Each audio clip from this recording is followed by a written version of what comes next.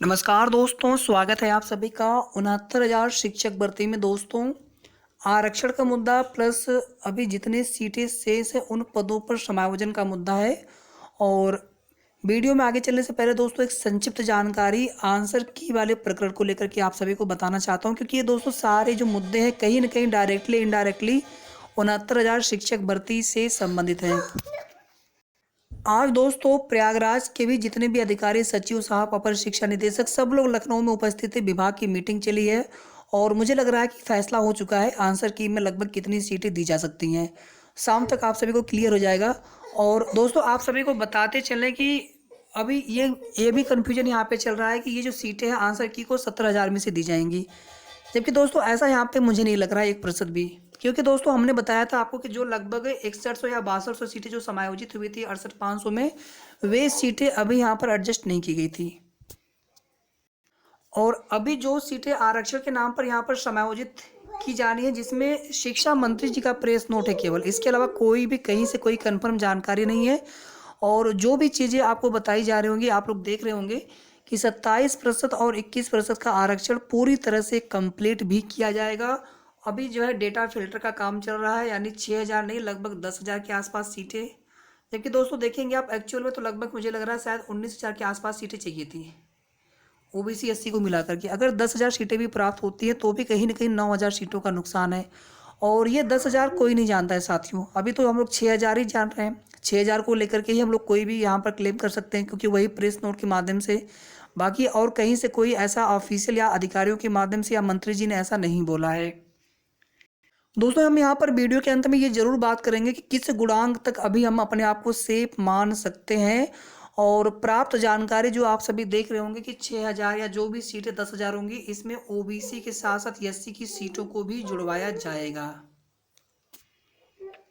कल से दोस्तों लगातार बेसिक शिक्षा मंत्री जी के आवास का घेराव किया जा रहा है। आज भी सुबह घेराव किया गया था और जैसे ही पुलिस प्रशासन पहुंचता है घेराव के बाद बेसिक शिक्षा मंत्री जी के आवास के सामने, तो वहां पर देखेंगे कि फिर पुलिस प्रशासन और अभ्यर्थियों में थोड़ी सी नोकझोंक हो जाती है, जिसमें कई सारी चीज़ें हैं। पहला चीज़ तो ये है कि प्रत्यावेदन का मामला सामने आ गया।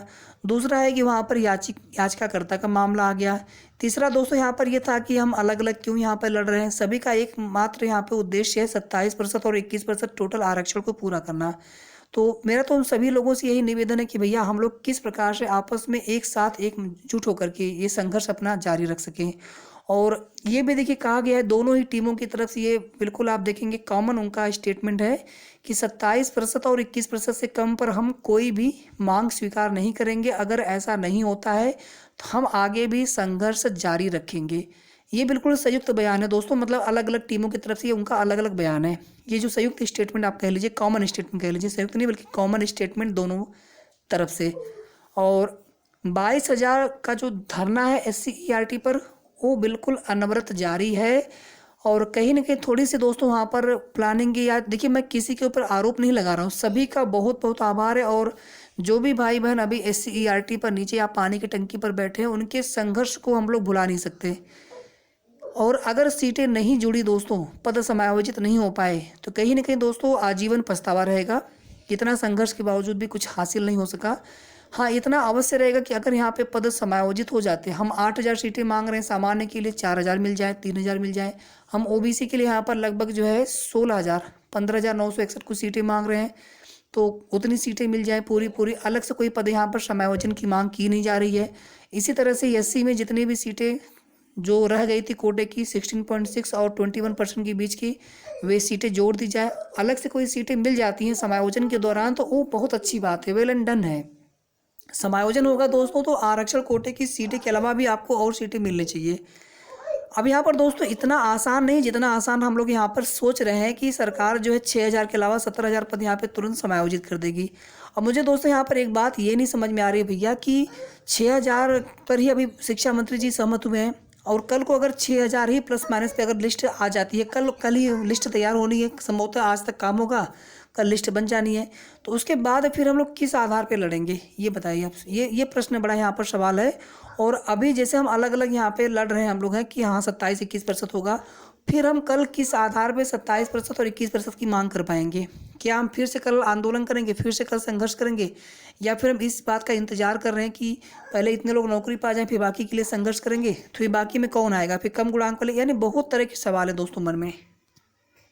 ठीक है दोस्तों, बाकी मेरा अभी भी हाथ जोड़ करके आप सभी से निवेदन है दोस्तों कि आप लोग अपने अपने नेतृत्वकर्ता लीडर से बात करके हम लोग किस प्रकार से एक मंच पर एक संगठित एक साथ रह करके 27% और 21% टोटल आरक्षण की सीट, और उसके अलावा बचे भी पदों पर समायोजन, क्योंकि जो 22,000 पदों का मुद्दा है दोस्तों, धरना वो अनवरत जारी है। तो कहीं ना कहीं दोस्तों हमारी सहानुभूति उन सभी अभ्यर्थियों के साथ है, आप सभी के साथ है। तो अगर बाकी पद भी समायोजित हो जाते हैं, सरकार अगर यहाँ पर सभी वर्ग के लिए थोड़ा थोड़ा बहुत अगर यहाँ पे सीटें मिल जाती हैं आरक्षण के कोटे की समस्त सीटें मिलने के पश्चात,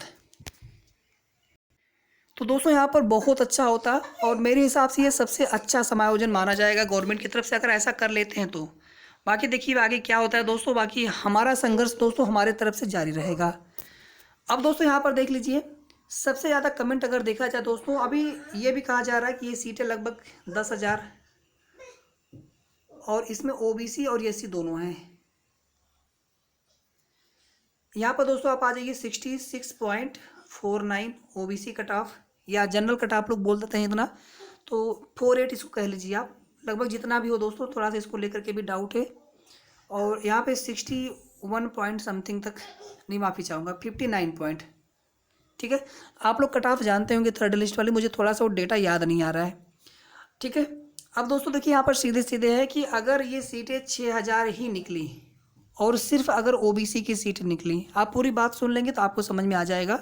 तो उस स्थिति में दोस्तों एक गुणांक से मेरिट ज़्यादा नीचे आने के चांस नहीं रहेंगे, यानी दोस्तों बहुत होगा तो 65.50 तक मेरिट आ जाएगी। हाँ, कोई अगर चमत्कार मिरेकल हो गया तो 65 तक, 65 के नीचे अगर हमारा गुणांक है दोस्तों, तो देखिए ये एक चमत्कार वाली बात होगी साथियों। बाकी जो अभी तक पिछली लिस्ट की अगर हम चर्चा कर ले, देख ले अभी कितने अभ्यर्थी रह गए हैं, उससे तुलना करेंगे साथियों, तो लगभग यही स्थिति आप सभी को भी लग रहा होगा।